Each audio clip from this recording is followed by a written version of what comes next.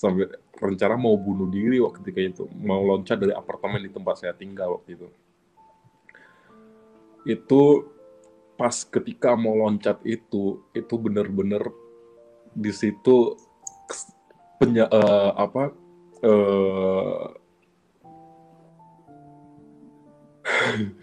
susah mau bicaranya. Itu bener-bener yang aku rasakan itu tuh luar biasa banget waktu itu. Pas mau loncat itu ketika udah di balkon itu udah bener-bener posisi itu tinggal terjun doang ya. Itu yang saya dengar, itu yang saya rasakan, nggak pernah terlupakan sampai sekarang. Itu suara begitu lembut, begitu halus gitu, mengucapkan kata jangan 3 kali, jangan, jangan, jangan gitu. Oke, puji nama Tuhan.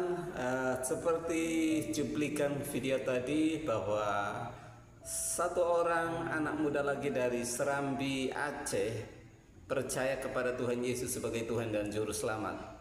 Dan seperti yang kita tahu bahwa Aceh ini adalah satu provinsi yang sangat fanatik dengan kekristenan. Dan jikalau percaya kepada Yesus maka harus keluar dari Aceh. Dan ada beberapa orang yang percaya kepada Yesus meninggalkan Aceh dan mereka menjadi penginjil. Dan ketika orang-orang Aceh melihat, mendengar, mereka sangat marah dan mereka mengancam, bahkan mengatakan jangan gunakan nama Aceh karena Aceh adalah serambi orang Islam di Indonesia, ya, Mekahnya Indonesia. Ya, daerah ini memang sangat-sangat keras dan sangat-sangat fanatik. Tetapi puji nama Tuhan, justru dengan fanatiknya mereka, setiap tahun bahkan setiap hari banyak orang yang datang kepada Yesus. Sama seperti anak muda ini yang mengalami tantangan, masalah, tetapi Yesus yang menolongnya. Luar biasa. Nah, seperti apa serunya kesaksiannya? Silahkan simak sampai selesai.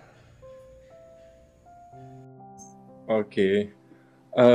Sebelumnya perkenalkan, nama saya Vinda Divina Panael, biasa dipanggil Dio. Nah, saya berasal dari Aceh, asli suku Aceh, dan kebetulan saya lulusan Madrasah Aliyah di tahun 2015 juga. Uh, Puji Tuhan, sekarang saya sudah terima Yesus sebagai Tuhan dan Juru Selamat dalam hidup saya. Itu berawal dari story di tahun 2017. Di tahun 2017 itu ketika saya merantau ke Jakarta, beberapa bulan di Jakarta itu banyak banget problem yang memang yang saya dapetin ketika itu. Banyak banget problem.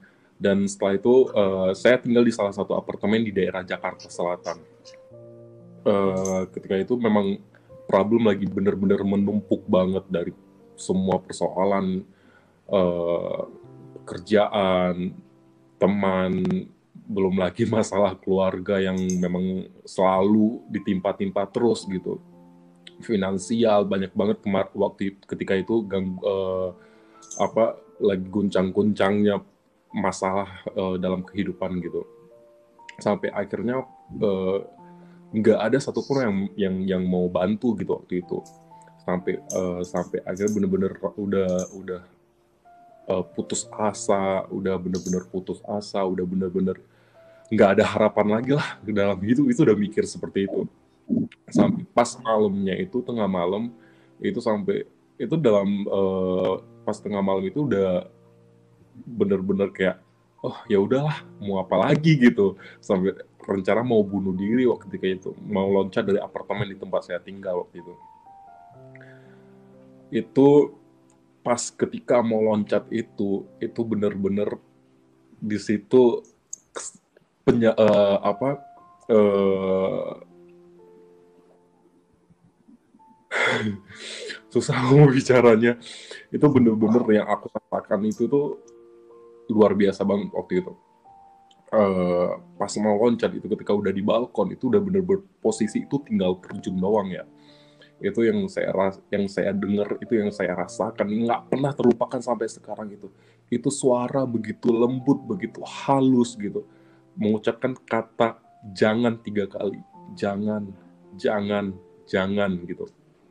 Di situ bener-bener bingung gitu. Ini apa sih, bener atau enggak gitu, antara nyata dan enggak. Tapi itu kayak suara itu bener-bener nyata gitu. Tapi nggak tahu di mana suaranya itu, sampai kebingungan, sampai akhirnya itu udah pasrah, duduk di balkon, sempat duduk di balkon, nangis di situ, masih nangis gitu. Berusaha gimana caranya bisa menenangin diri gitu, nggak bisa gitu. Belum lagi kebayang dengan suara itu.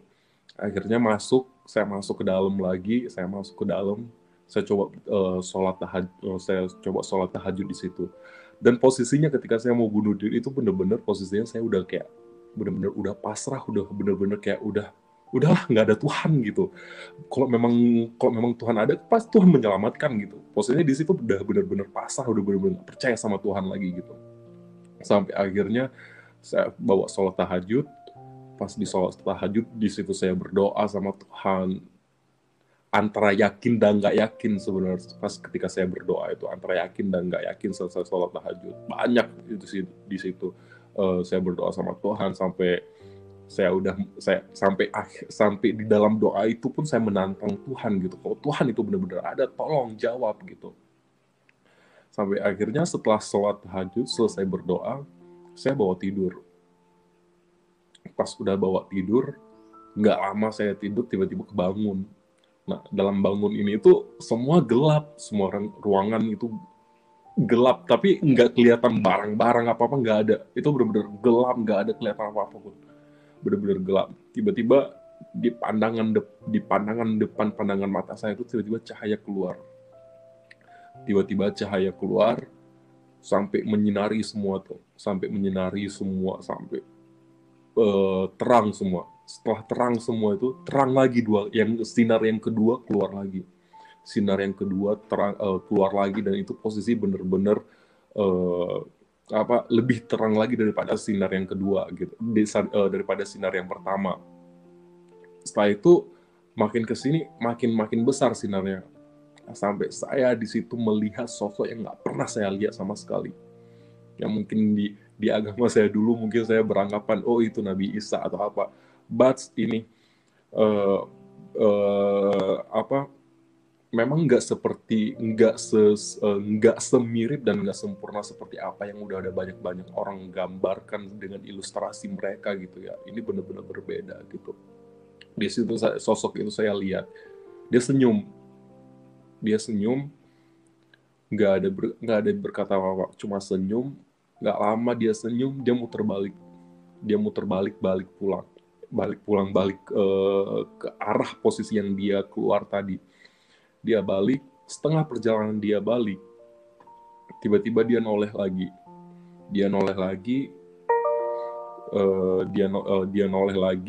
Habis itu dia senyum.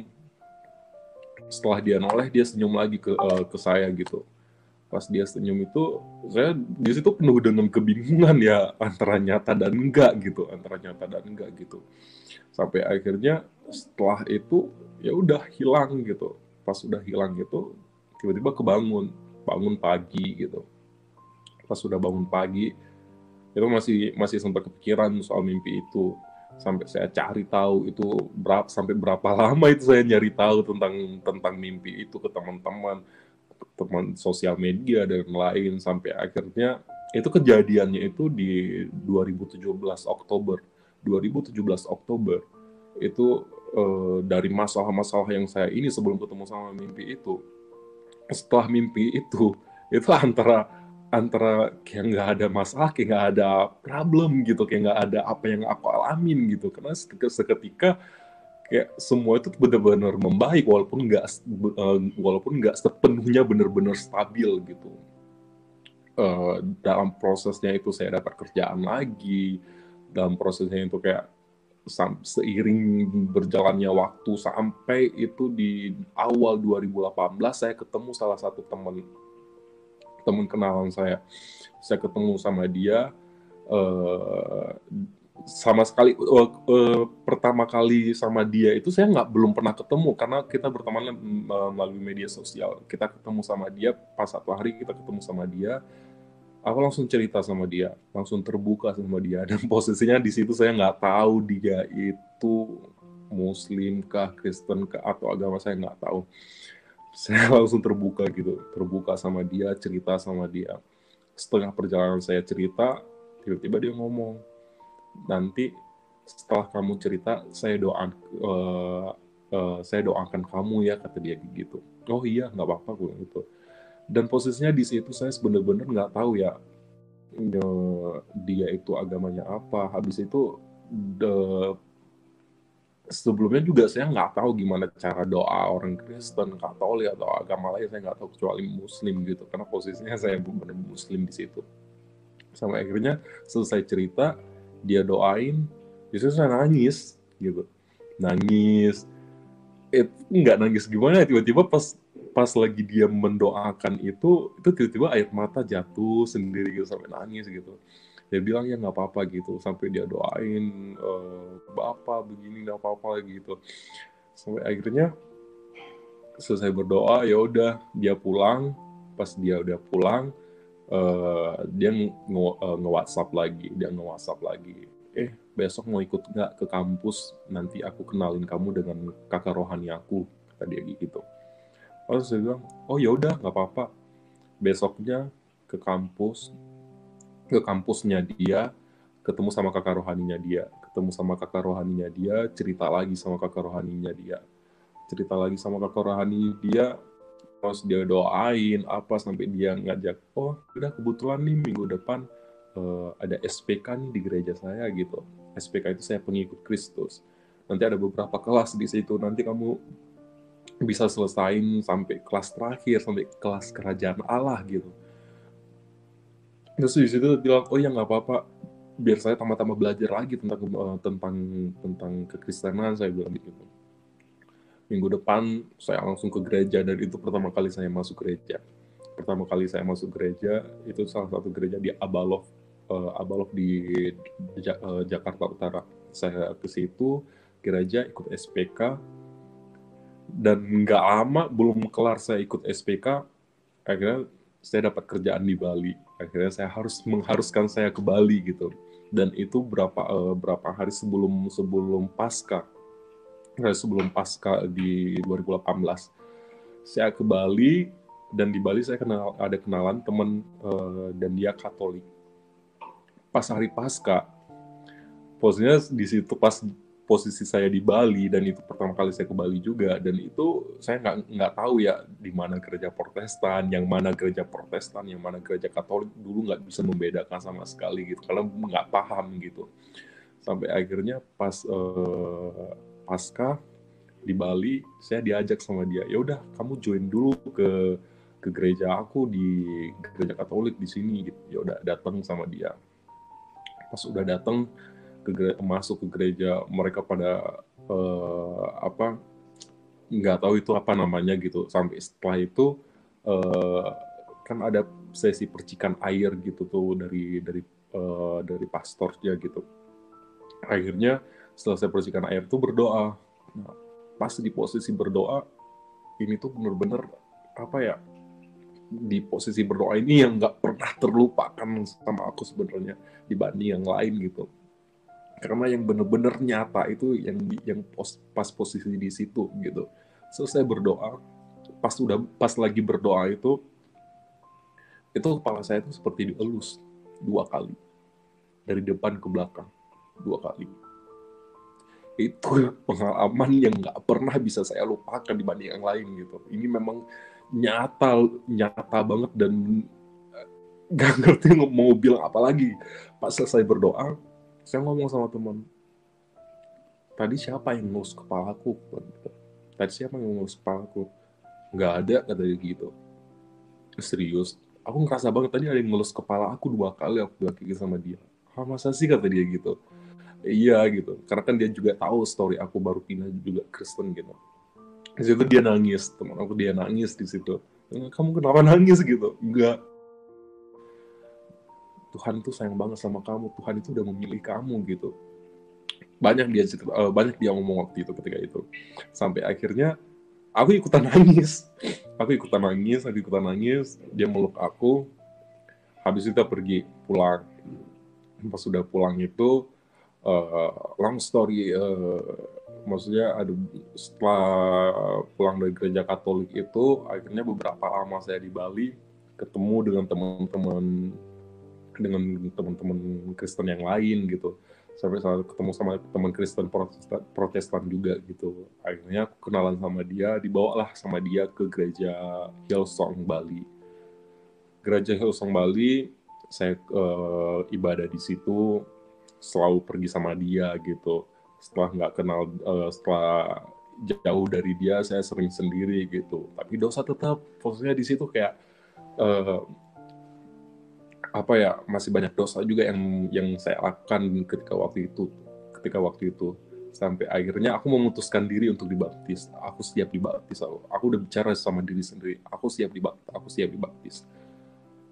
Aku langsung ke salah satu anak pelayanan di Hillsong. Saya jumpain, saya bilang, kapan ini ada acara baptis? Oh, minggu depan ada gini. Baptis. Saya dibaptis tanggal 22 Juli 2018, saya dibaptis. Selesai dibaptis, itu luar biasa lagi yang saya rasakan. Antara kayak, aduh Tuhan ini apa lagi gitu kan. Kayak bener-bener ujian lagi gitu, bener-bener diuji lagi gitu sama Tuhan gitu.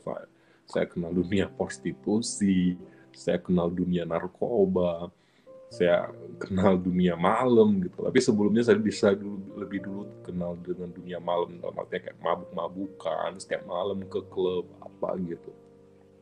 Setelah itu baru setelah dibaptis itu baru saya kenal dunia narkoba, prostitusi dan yang lain-lain gitu. Itu gimana ya, selama saya menjalankan di dunia gelap itu, di dunia buruk itu, ya ibadah tetap ibadah, bahkan sampai mau memutuskan diri untuk pelayanan juga di gereja gitu. Saya pelayanan di Hillsong. Terus akhirnya nggak pernah lupa doa, ibadah selalu, walaupun pelayanan jarang-jarang gitu. Narkoba tetap, malam tetap mabuk-mabukan gitu. Karena saya setiap hari berdoa gitu sama Tuhan, kapan aku bisa lepas dari sini, Tuhan kapan aku bisa lepas dari situ. Sampai saya ikut connecting group juga di gereja gitu. Banyak yang proses ketika itu gitu. Sampai aku setiap hari benar-benar berdoa sama Tuhan kapan aku bisa lepas dari lingkaran ini, Tuhan kapan aku bisa lepas. Makin aku di dunia itu, makin banyak teman-teman aku yang anak-anak Tuhan yang lain gitu, yang Tuhan kasih ke aku gitu, Tuhan dekatkan ke aku gitu. Aku suka sharing sama mereka gimana gitu. Tapi narkoba tetap, sampai bener-bener niat berbohong gitu sama mereka. Iya, aku udah stop gini, padahal masih make ketika itu. Panjang cerita, sampai setiap hari aku berdoa sama Tuhan gitu. Setelah dari situ, pas kejadian untuk lepas narkoba itu, aku benar-benar lepas narkoba itu di tahun 2020. Di bulan 1 itu aku benar-benar lepas narkoba. Di 2001. Lepas dalam hal itu lepas dari narkoba dan dari lingkaran teman-teman prostitusi yang lain. Di situ aku benar-benar mungkin aku beranggapan di situ, oh Tuhan udah menjawab doa aku, walaupun bukan dengan cara indah gitu. Kita ada satu rumah itu, kita tinggal bertiga. Akhirnya di situ kita berantem. Aku berantem dengan mereka berdua. Sampai akhirnya aku pergi dari rumah itu. Aku pergi dari rumah itu nggak ada duit 1.000 pun yang aku bawa. Nggak ada duit yang 1.000 pun aku bawa gitu. Bahkan aku difitnah sama mereka ketika itu. Aku nggak bawa duit 1.000 pun. Puji Tuhan, ada satu orang yang baru aku kenal, dia nyelamatin aku. Dia nyelamatin, aku tinggal sama dia, aku disuruh tinggal tempat dia, aku dikasih makan sama dia, itu dari bulan 1. Dari bulan 1 akhir sampai bulan 4 kemarin. Dan ketika aku diselamatin sama dia itu, ya tetap aja narkoba. malah lebih parah lagi ketika itu. Yang biasanya kita seminggu bisa berapa kali, 2-3 kali, ketika aku tinggal sama ini orang, setiap hari gitu. Nggak pagi ke pagi malah gitu, pagi ke pagi. Aku mikir, Tuhan, aku berterima kasih banget gitu udah nyelamatin aku gitu. Ada orang yang menyelamatin aku. Tapi gimana ini juga sama aja gitu. Aku pengen lepas dari semuanya gitu. Aku berpikiran seperti itu gitu. Sampai akhirnya eh, di bulan 4 saya saya lupa, saya waktu itu masih ada sisa 1 kalung. Saya lupa ketika itu saya ke Jakarta, itu saya jual kalung. Saya masih ada sisa 1 kalung ketika itu, kalung emas pas ketika di bulan 4 itu saya baru ingat, oh ya ini kan aku kan punya kalung emas aku pakai. Di situ aku baru sadar, selama itu aku nggak pernah sadar aku pakai kalung. Di situ akhirnya aku jual kalung itu, aku pergi ke Jakarta. Aku pergi Jakarta, tinggal di Jakarta. Di Jakarta juga banyak proses ketika itu, banyak banget proses. Berantem sama temen lah, beginilah, begitulah, banyak banget cerita ya. Pokoknya makin kesini tuh makin, tapi puji Tuhan untuk narkoba, prostitusi dan dunia mabuk-mabukan, puji Tuhan aku sekarang udah bener-bener stop. Kalau untuk mabuk aku udah lama stop. Narkoba itu bener-bener di bulan 4 kemarin itu bener-bener terakhir, karena aku lepas dari Bali. Sengaja aku pergi dari Bali itu supaya satu sisi juga aku bisa lepas dari dunia itu gitu. Setelah aku di Jakarta ya aku lepas semua gitu, prostitusi, apa narkoba, mabuk-mabukan, alkohol udah nggak mau kenal itu lagi gitu sekarang mah. Dan sekarang benar-benar fokus ke Tuhan gitu. Kadang satu sisi juga kadang sempat berpikir sih gitu, kayak aduh, aku munafik gak sih ini gitu. Aku sampai beberapa ke teman aku nanya, aku munafik gak sih aku seperti ini gitu, aku munafik gak sih aku seperti ini gitu. Bahkan sampai detik ini pun aku masih ada dosa gitu, walaupun gak separah yang seperti dulu gitu. Cuma ya gimana ya, eh, kadang sempat berpikir di situ. Cuma ya satu sisi pikiran positif menjawab juga gitu. No, aku pantas kok di hadapan Tuhan, aku layak kok di hadapan Tuhan. No, walaupun masa lalu aku kotor banget, masa lalu aku buruk banget, Tuhan masih terima aku kok. Buktinya sekarang aku masih bisa berjalan di jalannya Tuhan gitu. Banyak orang yang masih support aku, yang masih ngerangkul aku untuk bisa lebih fokus lagi di jalan Tuhan gitu. Cukup sekarang, aku sekarang sudah benar-benar berpikir, oh udah waktunya bagi aku untuk mengenal dunia-dunia yang nggak penting itu. Udah cukup bagi aku untuk tertawa di dunia-dunia yang nggak jelas itu gitu. Karena sekarang aku berpikir aku masih muda gitu, aku masih muda. Sayang banget gitu masa muda aku dihabiskan cuma untuk dunia narkoba apa semua itu. Sayang banget sih aku berpikir kayak gitu. Nah, apalagi dengan kisah teman aku yang meninggal juga, 2 orang itu meninggal dulu sebelum 2018. Sahabat aku juga meninggal sekali kemarin 2020 sebelum aku berangkat ke Jakarta juga, sahabat terbaik aku juga meninggal. Itu semua efek karena narkoba. Di situ aku juga jadi pembelajaran bagi hidup aku gitu. So sekarang aku benar-benar untuk stop semua itu. Sekarang setiap hari aku mencoba gimana setiap harinya aku bisa lebih baik dari hari-hari sebelumnya gitu. Sekarang masih terus mencoba belajar hal-hal yang lebih baik lagi gitu. Panjang sih cerita untuk pertolongan Tuhan itu.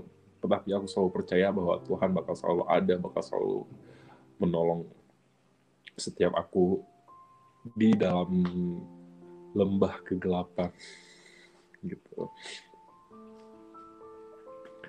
Oke, mungkin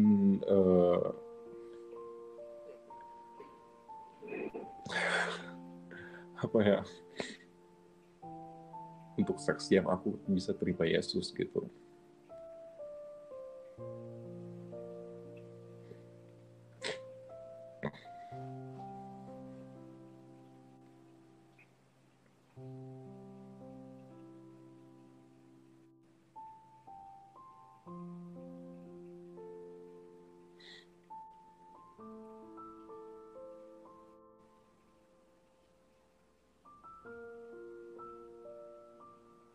Halo.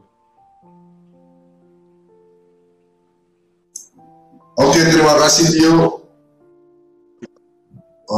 buat kesaksiannya. Nah, buat teman-teman saya kirim link di bawah yang mau ngobrol langsung interaksi sama Dio, silakan klik di link chat itu, nanti bisa langsung komunikasi dengan Dio.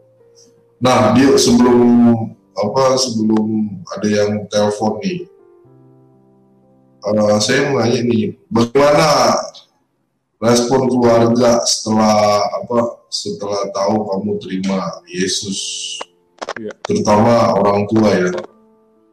Kalau respon keluarga, dari pihak keluarga belum bisa terima.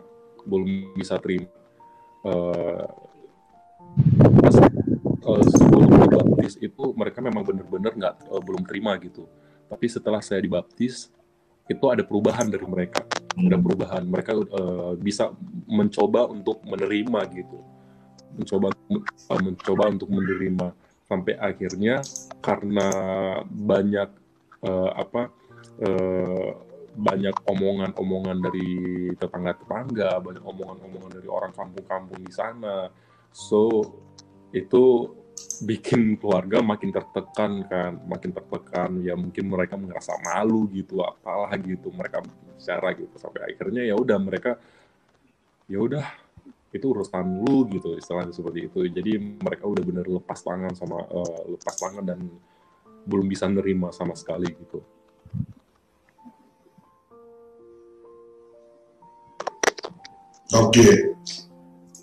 Oke, ini ada Batak Agamaku, silakan. Shalom, Pak. Halo. Ya, shalom. Bagaimana? Ya, bisa dengar ya?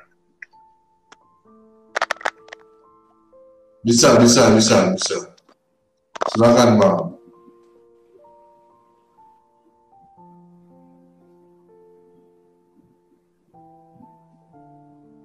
Wah, nggak kedengeran nih, Bang. Nggak kedengeran suaranya.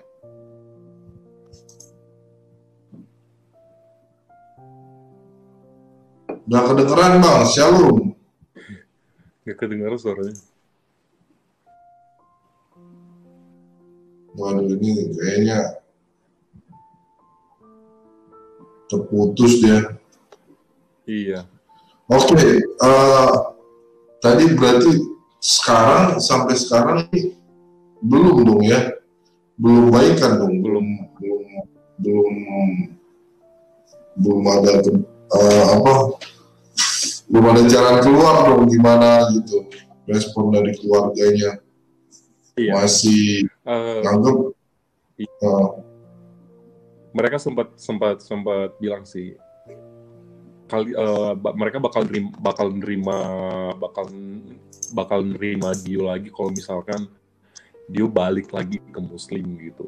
Tapi Dio sendiri juga udah ngomong gitu ke orang tua gitu, apapun keputusan sekarang, aku nggak bisa diganggu gugat lagi istilahnya gitu. Aku nggak bisa kembali seperti yang dulu gitu. Inilah aku sekarang gitu. Aku udah nggak bisa balik ini.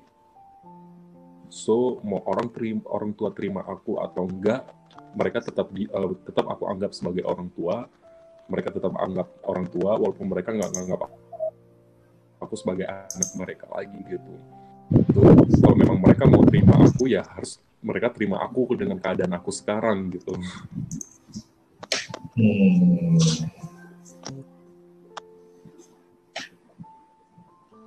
Shalom, Pak. Ya. Ini langsung bertanya aja ya. Ya langsung lah, ini sinyalnya jauh nih kayaknya di Sumatera ini ya. Enggak, ini di Madiun nih. Oh, Madiun. Jauh sekali kayaknya ini, sinyalnya putus-putus, Bang. Ya, silakan, Bang. Iya, makanya bermasalah dengan HP ku ini paling sinyalnya nggak bagus banget nih. Oh gitu. Iya. Iya, makin di dalam rumah makin ketutup itu sinyalnya. Silakan Bang, mau nanya apa sama dia? Agak jelas nggak? Nah, ini agak mending nih. Ya, silakan Bang. Ini saya ingin bertanya nih. Iya. Kesiapan Anda seperti itu dalam masa muda sekarang, apa Anda nggak berpikir itu adalah salah satu bentuk hidup yang berat ya?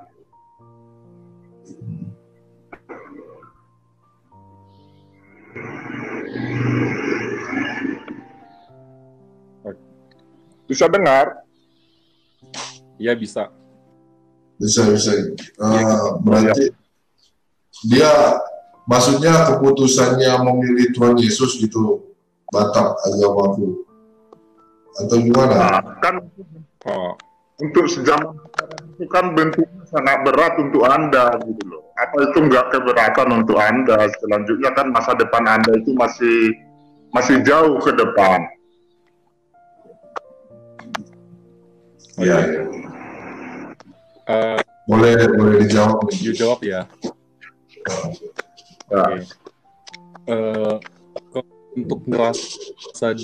Kalau untuk ngerasa keberatan, sama sekali nggak pernah ngerasa keberatan, karena memang udah prinsip dari Dio sendiri pun dari dulu itu, aku hidup untuk masa depan bukan masa lalu.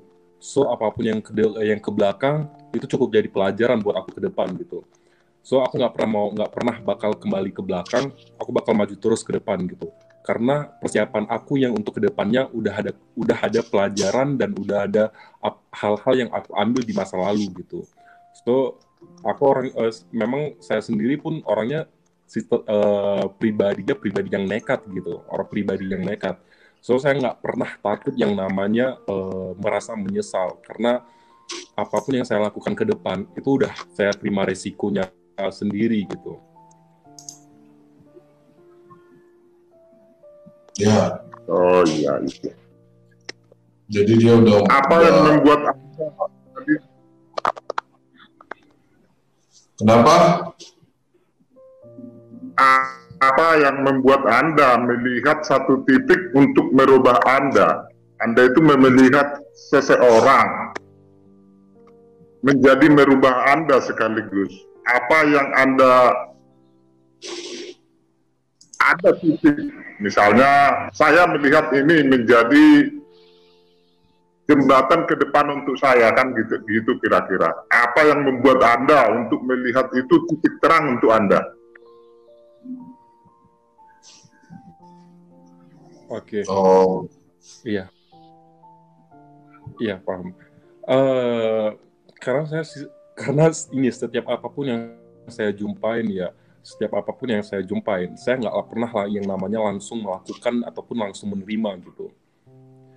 Nggak pernah yang namanya langsung menerima ataupun langsung ini. Saya lihat dulu hal itu apa dulu gitu. Itu menguntungkan atau tidak gitu. Itu merugikan atau menguntungkan. Kalau merugikan, better saya di sini aja gitu. Istilah kayak saya posisi sekarang nih, ketika saya melihat sesuatu di depan gitu, apabila itu menguntungkan, saya maju. Kalau misalkan itu nggak menguntungkan, mending saya stay daripada saya harus jatuh gitu.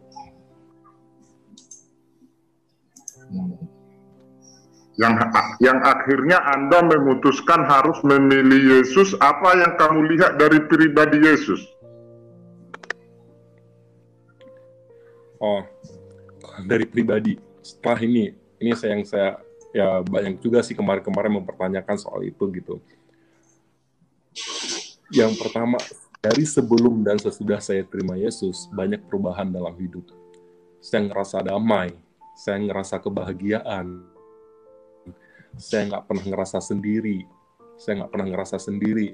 Yang dulunya saya mungkin orangnya emosional atau lebih cuek atau gimana, ketika saya mengenal Yesus, saya lebih bisa mengasihi setiap orang gitu. Saya lebih peduli dengan orang gitu, dan lebih, ya, banyak banget lah perubahan dalam hidup setelah saya terima Yesus sama sebelum terima Yesus gitu.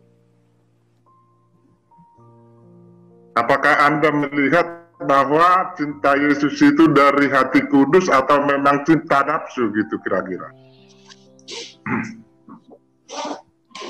Kalau yang saya rasakan kalau memang itu cuma cinta nafsu, banyak hal yang mungkin saya bakal lakukan gitu, hal-hal yang nggak penting gitu. Tapi dari awal memang ketika saya terima Yesus itu benar-benar dari hati gitu, benar-benar dari hati. Karena gini, kalau misalkan saya cuma istilah kayak cinta nafsu mungkin terima Yesus, mungkin saya nggak bakal mencari tahu tentang kebenaran Yesus. Tapi nyataannya yang saya lakukan adalah ketika saya terima Yesus dengan hati tulus, saya malah mencari orang untuk bisa mendidik saya lebih dalam lagi tentang kebenaran Yesus gitu. Artinya Yesus itu menjadi guru bagi Anda, kira-kira begitu? Iya. Apakah Anda kira-kira bisa sekuat tenaga untuk mengikutinya dia? Soalnya sesuai dengan ajarannya menyintai seseorang, menyintai musuh itu, apa itu bisa gampang dibuat di dalam pribadi kita. Sebagai guru kan dia mengatakan bahwa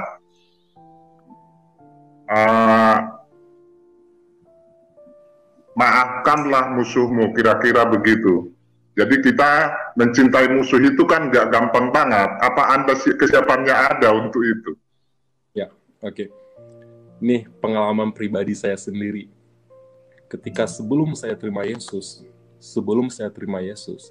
bahkan saya pun sendiri pun sampai pernah merasakan kebencian yang sangat luar biasa kepada orang tua sendiri, papa saya, keluarga-keluarga yang lain, teman-teman, itu banyak banget. Tapi ketika saya terima Yesus, saya benar-benar bisa melupakan semua rasa benci, sakit hati, dendam ke mereka, bisa saya lepaskan semua. Saya mengampuni mereka semua, saya mengasihi semua orang. Bahkan sampai sekarang ini pun masih banyak kok orang-orang yang masih istilah kayak menghujat saya, menghina saya gitu.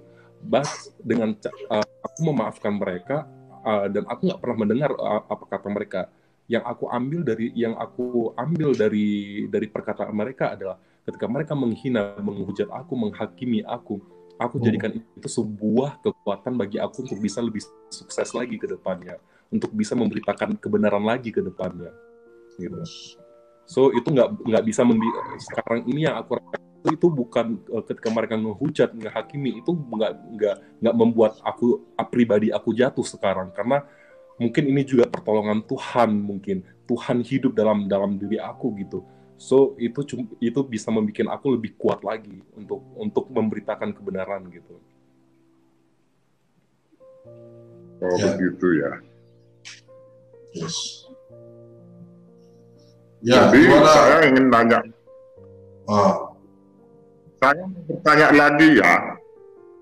Banyak kali pun Bang Batak Agamaku ini pertanyaannya. Masih banyak yang antri nih. Ya udah, oke, satu lagi lah. Silakan. Satu lagi ya. Ya senang kalau ada juga masalahnya. Iya. Oke. Nah, ini secara biasa saya tanya sama orang seperti ini. Menurutmu apa konsep Tuhan untuk kamu hari ini? Konsep Tuhan untuk kamu hari ini? Untuk aku hari ini. Ya, ke depan lah. Untuk ke depannya. Ini pertanyaan udah sering dipertanyakan ini, Mak. Iya. Oh iya, tapi kan. Oke, silakan Dio. Biar abang ini bisa. memahami. Nah, kenapa tadi pas ketika di kesaksian tadi saya bilang gimana caranya saya hidup setiap harinya bisa lebih baik dari hari sebelumnya. Saya hidup sekarang ini harus bisa lebih baik dari kemarin. Dosa yang udah dosa yang udah saya buat kemarin jangan sampai lagi terjadi di hari ini gitu. Dosa hari ini jangan sampai terjadi di hari ke depan. So konsep Tuhan dalam hidup aku sekarang ini dan detik saat ini, saya harus bisa menjadi pribadi yang lebih baik lagi untuk kedepannya dan setiap harinya. Oke. Terima kasih. Nasihat saya, jangan menangisi apa yang sudah terjadi ya. Thank you. Thank you Bang Batak Agamaku. Terima kasih. Terima kasih, God bless you Bang. Oke, sekarang ke Ben. Silakan. Shalom, Ben. Bang Leo dan Dio. Shalom. Ya, Shalom. langsung ke Dio aja ya. Waktu pertama mau loncat itu ya, itu kan Dio katakan banyak masalah yang menjadi satu, keluarga, ekonomi dan sebagainya ya. Itu setelah mendengar suara dan kemudian sampai saat ini itu apakah masalah itu memang tidak membebani lagi atau masih ada tapi tidak menjadi beban yang kuat begitu. Terus yang kedua, dia kan masih muda ini, kelihatannya talentanya juga banyak. Bagaimana mencoba mendengarkan suara Roh Kudus untuk panduan masa depan itu sangat penting untuk saya. Mungkin dua itu aja, Dio. Terima kasih sebelumnya. Terima kasih Bang Ben. Dia yang pertama, kalau dibilang setelah terima Yesus pun makin bertambah banyak sih sebenarnya problem gitu, masalah makin bertambah banyak. Cuma itu nggak menjadi beban berat lagi gitu. Misalnya kayak dari sebelum terima Yesus itu misalnya kayak numpuk semua gitu di sini, numpuk itu benar-benar terasa berat banget gitu. Setelah terima Yesus sampai sekarang ini pun masih banyak masalah sebenarnya. Cuma ya nggak terbebanin, ya nyantai-nyantai aja sih, bawaannya tuh santai aja gitu, nggak bawa stres lagi, nggak ada kayak dulu. Iya. Dianggap biasa gitu ya Dio ya. Jadi ya problem manusia pada umumnya begitu ya. Iya. Oke, ya.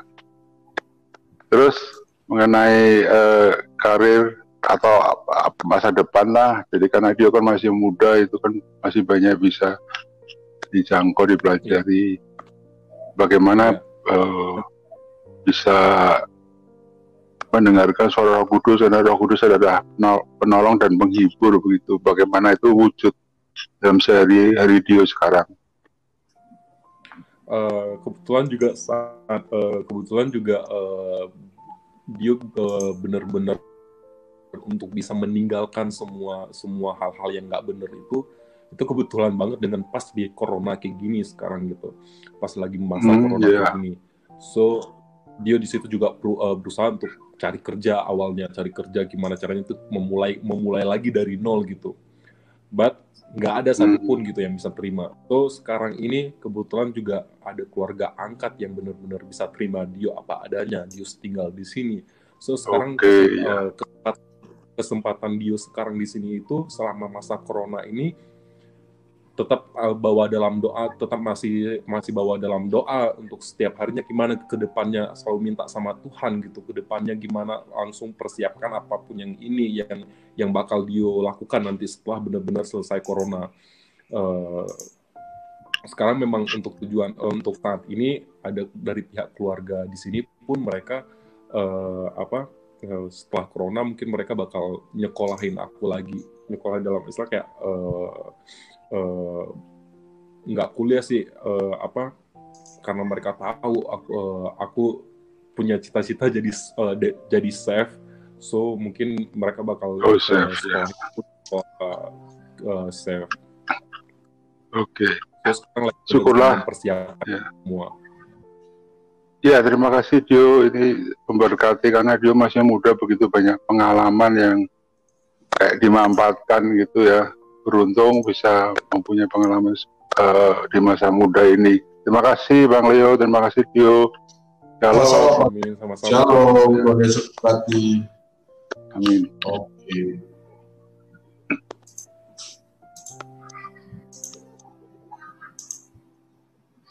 Oke, sebentar. Nah, kamu ini udah dibaptis belum? Gimana? Kamu udah dibaptis belum? Dibaptis. Udah, 22 Juli 2018. Oh, puji Tuhan. Ya. Berarti kamu di sini tinggal bersama ini dong ya, apa? Saudara. Sekarang di sini tinggal sama keluarga angkat. Jadi kenal keluarga ini memang udah lama di 2017 juga dulu. Karena ke Bali, jadi kerja di Bali, so jauh dari sini karena dia kembali ke Jakarta, tinggal lagi di sini gitu. Ya mungkin. Ya ini ada nggak perbedaan atau perubahan dalam hidup kamu setelah ikut Yesus? Banyak sih perubahan, banyak perubahan kayak mungkin karena mungkin efek juga lebih banyak di belajar dan mengerti kehidupan itu di dalam benar-benar dalam kehidupan gitu. So, banyak pembelajaran juga sih hal-hal yang nggak benar, hal-hal yang benar banyak juga itu jadi pembelajaran juga sih karena dia juga sempat berpikir kayak oh ya udah aku nggak pernah menyesali apa yang udah dilakukan sebelumnya gitu, hal-hal kotor itu, hal-hal buruk itu nggak pernah menyesali karena dia berpikir oh aku hidup ke depan kok, aku yakin ke depan aku punya keturunan, so dengan ini bisa jadi pelajaran kehidupan untuk bisa aku bagikan untuk keturunan nanti gitu. So, jadi kita nggak perlu menjadikan contoh itu dari orang lain karena pribadi sendiri pun udah pernah di situ, jadi makin gampang lagi untuk membentuk diri dan membentuk orang-orang terusnya nanti dari pengalaman pribadi gitu. Jadi banyak pelajaran sih, banyak pelajaran hidup juga. Ini Dio udah married apa belum sih? Belum, aku masih 24 tahun. Oh, 24 tahun. Ya kamu kan masih muda ini. Jangan nanti tergiur sama wanita-wanita. Inilah, nanti balik lagi. Ini ada yang nanya soalnya ganteng. Makanya ya. Ganteng-ganteng jadi satu pintar-pintar ya. Nah, gimana? mudah-mudahan dapat jodoh dari itu. Ya kita doakan lah. Buat yang cewek-cewek nih, yang cewek-cewek Kristen nih masih jomblo nih, Dio. Jomblo apa udah punya pacar? Jomblo, masih jomblo. Buat cewek-cewek nih welcome lah, yang Kristen yang ini bisa bareng-bareng sama Dio nih. Dio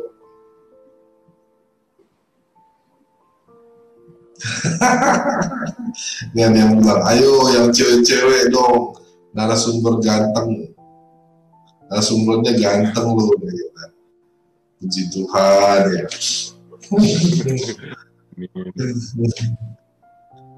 Ya buat teman-teman yang mau nanya bisa langsung ke Dio, kita masih ada waktu. Kasihan Bang Dio memang.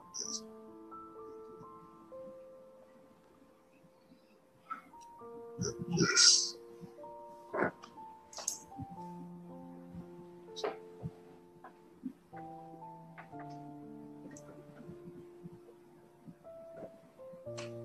Oke.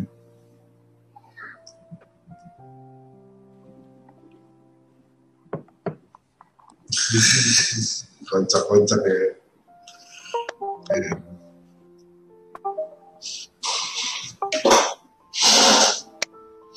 Nah, Dio, ayat yang apa?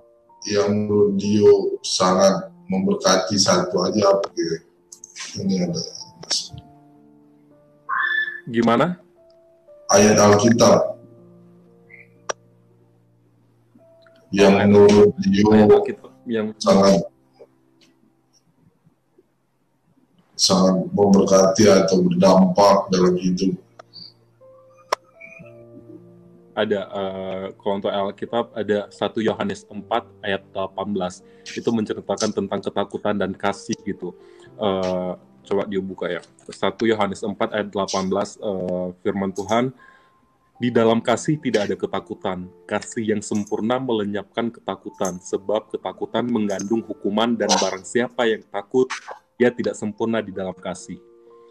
Ini ayat favorit Dio banget.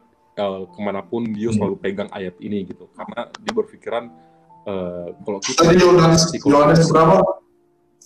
Yohanes berapa itu? 1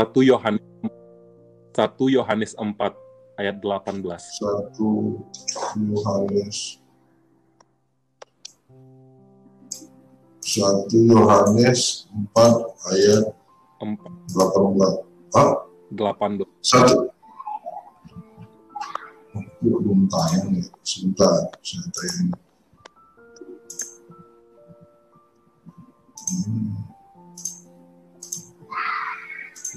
Ini ya. Di dalam kasih tidak ada ketakutan. Kasih yang sempurna melenyapkan ketakutan, sebab ketakutan mengandung hukuman. Oke. Kenapa ini? Karena semenjak berbulan-bulan sampai bahkan ketika dia terima Yesus pun masih banyak sakit ya kan. So sometimes dia ngerasa takut sih, Ketika dia ngerasa takut itu benar-benar dia ngerasa lemah banget gitu. Di situ dia berpikir kayak kalau aku takut berarti aku nggak percaya sama Tuhan gitu. Sekarang aku udah terima Yesus Tuhan aku, juru selamat aku. Tuhan pasti menolong aku dalam keadaan apapun gitu. So di situ aku berpikiran nggak tahu kenapa waktu itu dia ketemu sama ayat ini di salah satu sosial media juga waktu itu ketemu ayat ini. Kok ini cocok banget gitu di Dio gitu ya kan, cocok banget di Dio. Iya, berarti sekarang ini benar. Ngapain saya harus takut gitu ketika saya melakukan apapun atau apapun yang lagi datang ke saya, menimpa saya, untuk apa kita takut gitu? Karena kita hidup dalam kasih, kita hidup di dalam Tuhan. Tuhan ada di depan, kiri, kanan kita, hidup di dalam jiwa kita. Jadi kita kenapa harus takut gitu? So aku berpikiran kalau kita takut berarti kita nggak ada iman gitu. Kalau kita nggak ada iman berarti kita nggak percaya sama Tuhan gitu. So buat teman-teman coba ini kan kembali gitu. Untuk apa kita takut kalau kita hidup di dalam Tuhan gitu? Karena di dalam ayat ini juga bilang kasih yang sempurna melenyapkan ketakutan gitu. Kita hidup dalam kepercayaan Tuhan, kita hidup di dalam Tuhan hidup di dalam kita. Kalau kita percaya sama Tuhan, ngapain kita harus takut gitu? Kalau kita hidup di dalam Tuhan, berarti kita bisa melenyapkan ketakutan, segala ketakutan. Jadi apapun yang dia rasain, ini sih yang selalu menguatkan dia. Ya, oke. Langsung ke Aduh kayaknya di belum. Oke. Shalom Bang Leo. Shalom, aduh. Ya. Selamat siang menjelang sore, Dio. Selamat siang menjelang sore. Puji Tuhan. Udah muda, ganteng, mengenal Tuhan Yesus, takut Tuhan, luar biasa, Betul, Mas Dio. Ya. Amin. Ya, saya sangat terberkati kesaksian Mas Dio. Masih pelajar atau sudah mahasiswa kerja, Mas Dio? Eh, sudah nggak siswa, sudah bukan pelajar, bukan mahasiswa, dan bukan pekerja juga. Masih nganggur sekarang. Artis Oh, dong ya. Amin. Puji Tuhan, luar biasa. Terus melayani, Mas Dio. Iya. Tadi saya sangat terberkati yang firman Tuhan tadi sampaikan, kasih yang sempurna itu melenyapkan ketakutan. Kasih itu yang adalah Allah Bapa di dalam Yesus itu sendiri. Kita tidak perlu takut ya, Dio ya. Iya. Maju terus, sekarang ambil pelayanan di gereja, di pemuda, di mana? Dio ikut pelayanan atau apa? Sekarang belum, kemarin pas ketika di Bali sempat pelayanan next step juga di gereja Hillsong Bali. Karena ini baru balik ke Jakarta, jadi di Jakarta belum. Ya masih semua daring ya, masih online semua ya. Iya. Titip pesan saya, Dio, nanti ke teman-temannya jangan lupa bersaksi tentang nama Yesus ya. Iya.